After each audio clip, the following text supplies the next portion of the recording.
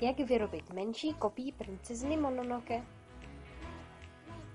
Připravíme si nějaký karton, lepící pistoli, dřívko a nějaké barvičky. Karton si potom rozřežeme na 4 trojúhelníky. Ty potom slepíme.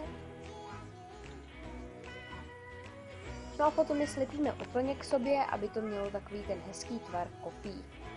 A dole to zastříneme, aby to bylo aspoň trošku do stejné roviny.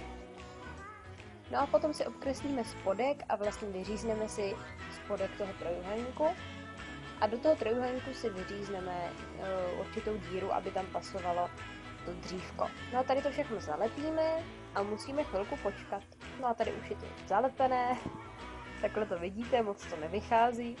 No a to si potom nabarvíme a no, musela jsem to ještě nabarvit červenou nahoře, protože to nebylo uschnuté.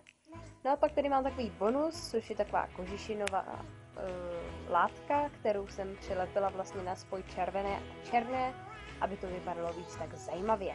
No a to máme už hotovo a já vám přeju hodně štěstí.